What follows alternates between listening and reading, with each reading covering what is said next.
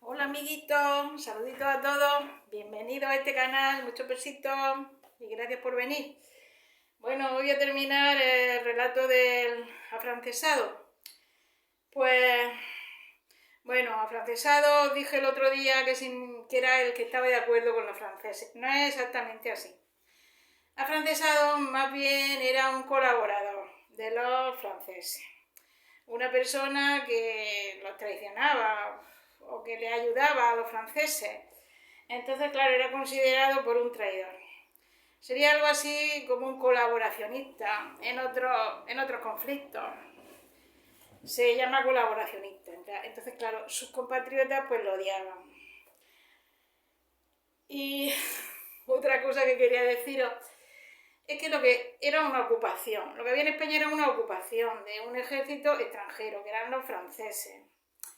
Entonces lo que se solía hacer, porque lo he visto en otros casos también, era que las tropas que estaban ocupando el país, lo que hacían era a sus soldados meterlos en las casas, los alojaban los españoles, alojaban a los soldados. Y por eso, que lo dice brevemente, en el relato este del afrancesado, decía, no sé, una vieja, pues yo me he tirado 3 al pozo, pues yo 3 franceses de los alojados, pues yo he tirado no sé cuántos al pozo, o sea, que los tiraban a los pozos, se los cargaban a los franceses que ocupaban, pero claro, después tomarían represalias, cuando vieran que no estaban, pues los matarían, así que me parece un poco inverosímil, hay con tanta alegría, que dicen que se habían cargado a los ingleses. Bueno, si nos acordamos, en los otros relatos que leí de Maupassant sobre la guerra franco-prusiana, pues también ocurría lo mismo. Los alemanes, prusianos, alemanes, lo mismo, y habían invadido, esto fue posterior, en 1870, habían invadido Francia, y también en uno de los relatos que leí, la abuela Sabaz le dan 3 alojados en su casa, o sea, ahí en el relato ese lo dice, que según el poder adquisitivo, pues a toda la gente, vosotros imaginaros, que invadan tu país y encima que tengas que alojar en tu casa a los soldados invasores, a unos cuantos, y pues pasarían todo tipo de abusos. Y bueno, hace tiempo también leí este libro, hoy voy a hablar más, porque como el relato es corto, leí este libro de Van der Meer, un escritor belga, que se llama Invasión. Y este libro trata de, también basado en hechos reales, describió en la Primera Guerra Mundial un territorio belga que estuvo ocupado por los alemanes. Entonces esta novela es muy interesante, la leí hace tiempo. Y bueno, y aquí pues pasaba de todo. Es lo mismo que estamos diciendo ahora en España, la ocupación por los franceses entre 1808 y 1814 de la Guerra de la Independencia. Aquí a principios de siglo pues pasó lo mismo. Este libro trata solo sobre eso. Entonces pues se daban historias de todas clases, incluso historias de amor. A lo mejor, así es que somos personas, entonces el ser humano es capaz de llegar a las cosas más horribles, pero también a las cosas más sublimes. Entonces a veces había amistad entre la persona que invadían tu país y te alojaban en tu casa, pues había amistad o había historias de amor o había crueldades, lo que más solía haber. En fin, el libro está interesante.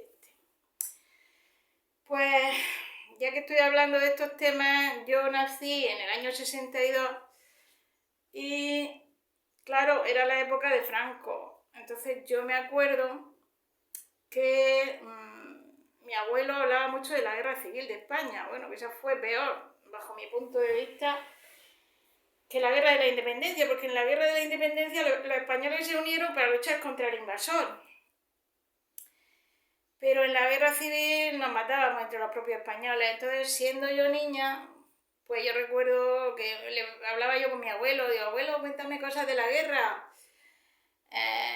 Entonces lo que contaba mucho mi abuelo era que aquí en España, después de la guerra, que hubo mucha hambre. Mi padre también, mi padre nació en el año 29, era un niño, y mi abuelo no fue a la guerra. No sé por qué, era mayor ya, y tenía muchos hijos, no lo sé. Su hermano fue un sargento de la República, pero luego se pasó, era muy pillo. Luego cuando vio que lo iban a cazar, entonces se hizo del otro bando. ¡Ay, si yo soy de este bando! Eso pasaba con muchos, muy listorros, que están del bando que les conviene. Y los oportunistas. Entonces yo me acuerdo que, claro, vivía en una dictadura, pero la verdad es que entonces había una tranquilidad, no como ahora, que entras los ocupas a tu casa, en fin, tantas cosas que se ven, y la tele se veía mejor. No es que yo estoy diciendo, no estoy alabando aquello era una dictadura, y claro, y terrible, una dictadura de Franco. Pero en aquellos tiempos que yo los viví, no se veía una bolsa de aceite, a las autoridades se les tenía mucho miedo también. Entonces, pero yo siendo una niña, mi abuelo, por ejemplo, se murió, mi abuelo Mariano, mi abuelo paterno, se murió cuando yo tenía 11 años. Bueno, pues mucho antes, incluso antes de hacer la comunión, yo recuerdo de tener conversaciones con mi abuelo, porque yo veía cosas extrañas. Y yo le preguntaba a mi abuelo, digo, abuelo, ¿quién manda más en el mundo? Decía mi abuelo. Digo, en el mundo, quien más manda es el Papa. Digo, ¿por qué manda el Papa en el mundo? Dice, porque el Papa es el representante de Dios en la tierra y por eso manda más. Digo, ah. Y luego le decía, abuelo, ¿y después del Papa quién manda más? Dice, ay, pues aquí en España quien más manda es Franco. Digo, abuelo, ¿y por qué manda Franco en España? Dice, mira, aquí en las pesetas y en los duros lo dice, ¿ves? Francisco Franco por la gracia de Dios. Franco manda en España por la gracia de Dios. Y yo me quedaba así parada, tendría 5 o 6 años, 7 lo mucho. Me quedaba así parada y le decía, abuelo, ¿pero Dios ha hablado con alguien? Dice, pues no, que yo sepa. Digo, abuelo, ¿y si Dios no ha hablado con nadie, cómo sabemos que Dios quiere que Franco mande en España? Digo, mira que si Dios no quiere que Franco mande en España y él manda aquí porque le da la gana. ¡Qué chasco, abuelo! ¡Muchacha, cállate! Me decía mi abuelo, que vamos a la cárcel. Digo, abuelo, pero es que Franco manda a la cárcel a la gente por hablar. ¡Nena, cállate! Pues entonces Franco es malo, decía yo. Cállate, nena, cállate ya. Porque mi abuelo decía que Franco era bueno. Mi abuelo era una buenísima persona, Era una persona estupenda, que él tenía tierra y se llevaban las cosas. Mi abuela le regañaba, muchachos, que se nos llevan las cachofas, las patatas. Y dice, pues será que tienen hambre, déjalo.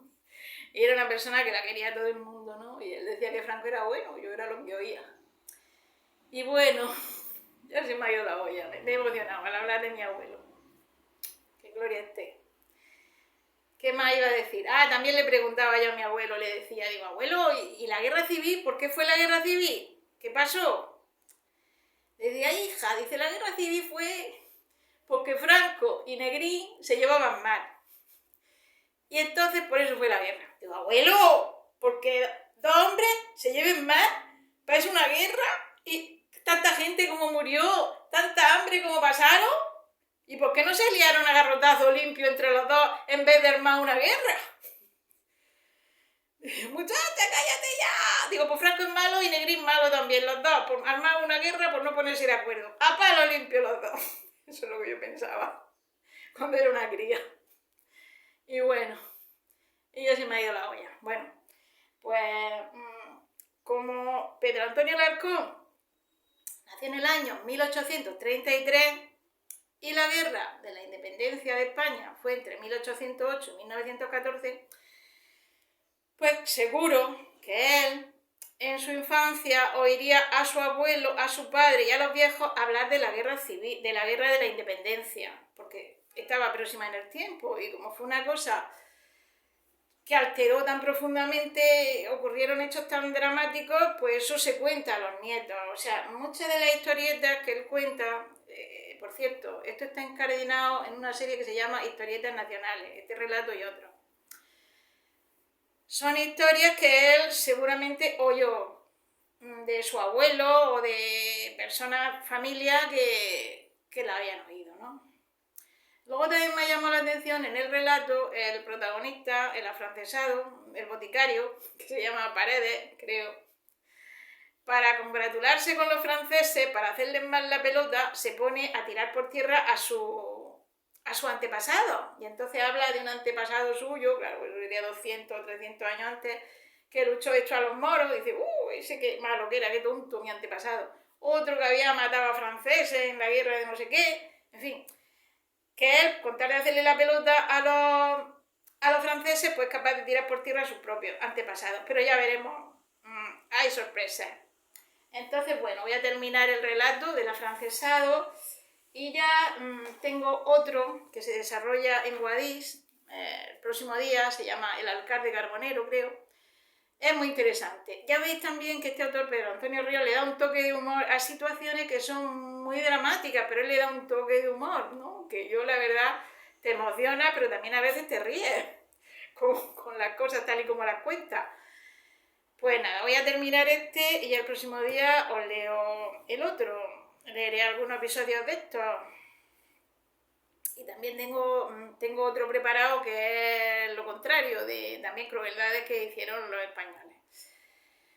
En un relato, porque pasó de todo, en la viña del Señor, como siempre.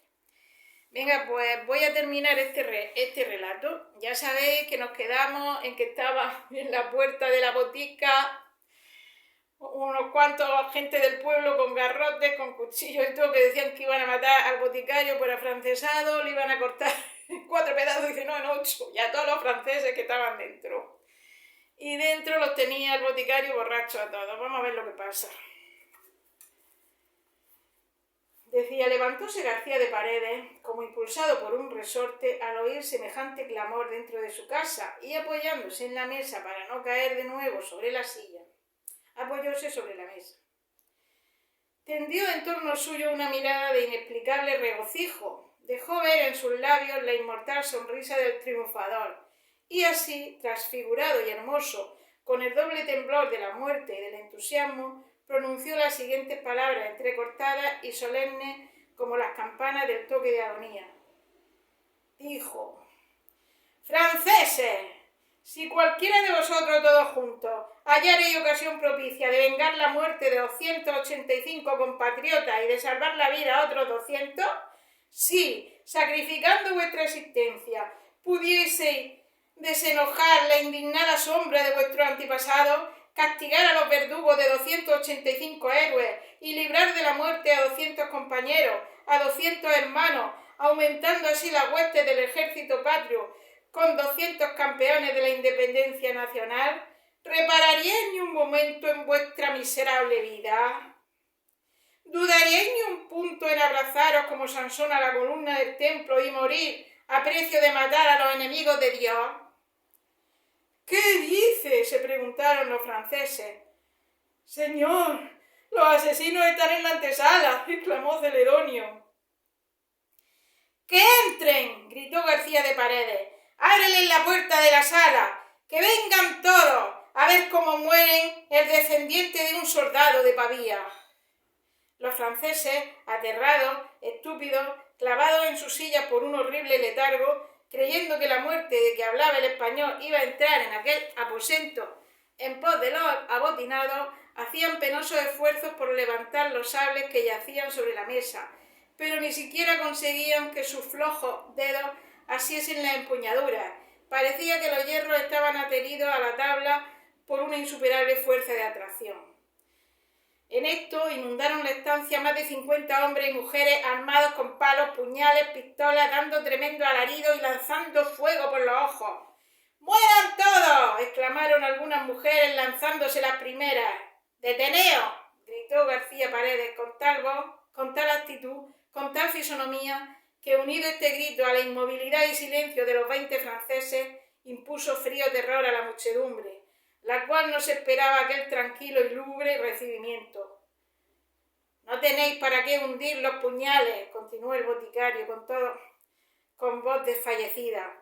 «He hecho más que todos vosotros por la independencia de la patria, y me he fingido afrancesado, y ya lo veis, los 20 oficiales invasores. ¡Los 20! ¡No los toquéis! ¡Están envenenados!». Un grito simultáneo de terror y admiración salió del pecho de los españoles. Dieron estos un paso más hacia los convidados y hallaron que la mayor parte estaban ya muertos, con la cabeza caída hacia adelante y los brazos extendidos sobre la mesa, y la mano crispada en la empuñadura de los sables. Los demás agonizaban silenciosamente. ¡Viva García Paredes!, exclamaron entonces los españoles, rodeando al héroe moribundo. Celedonio, murmuró este, Celedonio, el opio se ha concluido, manda por opio a La Coruña. Y cayó de rodillas el boticario afrancesado. Solo entonces comprendieron los vecinos del Padrón que el boticario estaba también envenenado. Vieron entonces un cuadro tan sublime como espantoso. Varias mujeres sentadas en el suelo sostenían en su falda y en sus brazos al aspirante patriota, siendo las primeras en colmarlo de caricias y bendiciones, como antes fueron las primeras en pedir su muerte. Los hombres habían cogido todas las luces de la mesa y alumbraban arrodillados aquel grupo en que se veían unidos el patriotismo y la caridad. Allí quedaban en la sombra